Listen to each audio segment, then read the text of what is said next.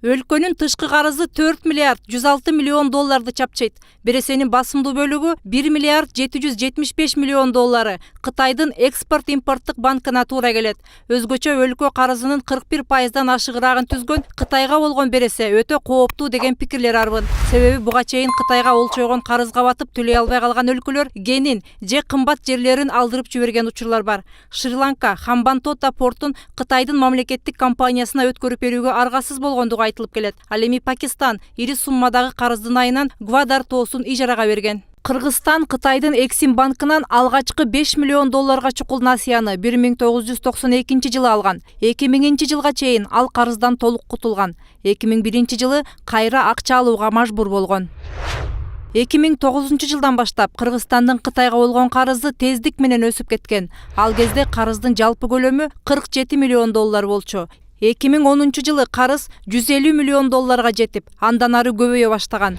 2009 жылдан 2020 жылга чейин карыздын көлөмү 194,2 эсеге, же башкача айтканда 1 миллиард 775 миллион 130 миң долларга көбөйгөн.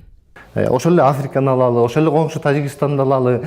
Бүгүнкү күндө биздин буга чейинки башкаруучуларыбызга мамлекеттин жери бүтүндүгү кереги жок болсо, карапайым адамдарга бизге керек да.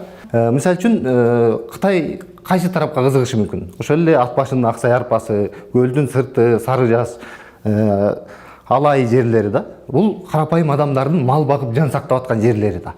Эми анын астында канчалаган гендер жатат, канчалаган байлыктар жатат, ал башка кеп. Келишимдер боюнча Кыргызстан карызды 2021 жылдан тартып төлөй башташы керек болот. Бирок өлкөдөгү кырдаал туңгуюкка кептелип турганда бул карызды төлөй алабызбы деген суроо турат. Андыктан тышкы карыздарды төлөөгө эл көмөктөшсүн деген сунуштар айтылып жатат.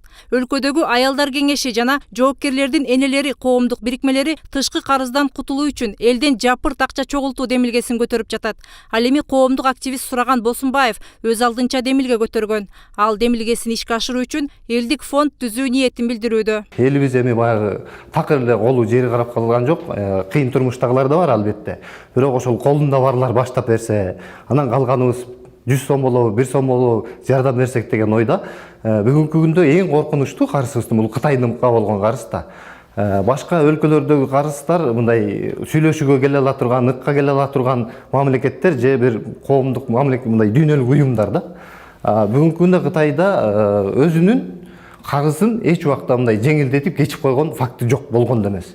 Сураган Босунбаевдин айтымында анын демилгесин колдогон адамдар бар экен. Жакынкы убакыттарда чогулуп фонд түзүп өз иштерин баштоо алдында турушат. Бирок мындай сунушту колдобогондор да четтен чыгат. Алсак экономист Элдар Абакиров мындай демилгени популизм деп эсептейт. Анын пикиринде ансыз деле эл тышкы карыздан кутулуу үчүн төлөнгөн салыктар аркылуу салымын кошуп жатат. Кредитти бюджет жабат. Бюджет кантип болот? Бюджет элдин баары ошол жерге салык төлөйт. Жөнөкөй жаран жумуш издесе, кирешеден салык төлөйт 10%. Ар бир ишкана төлөйт, кошумча нарк салыгын төлөйт, сатуулардан салыгын төлөйт. Ошонун баары биригип бюджеттен, анан бюджеттен кредит так эле эл жабып атат деген сөз. Бирок салыкты ким төлөй алат? Салыкты киреше тапкан адам төлөй алат. Демек, кирешеси бар адамдар ошо бюджет аркылуу кредитти жабып атышат. Бул процесс токтобой эле келатат. Ал эми айрымдар сырткы карыздарды карапайым эл эмес, мамлекеттин эсебинен байыган көпөстөр төлөп бериши керек деген пикирде. Эске салсак, шайлоого чейин Сыймык Жапыкеев мыйзамсыз жол менен байыган аткаминерлердин атын атап, алардын акчаларын мамлекетке төктүрүү керек деген демилге көтөрүп чыккан. Элдик толкундоолордон кийин бийлик алмашып, учурда экономикалык кылмыштарга каршы күрөшүү боюнча мамлекеттик кызматка жетекчи болуп барды. Ал мамлекеттик бюджетке ири көлөмдөгү зыян келтирген чуулгандуу иштерди иликтөөгө басым жасаарын убада кылууда. Мээрим Ташыбекова, Талант Рысов, 7 канал, Бишкек.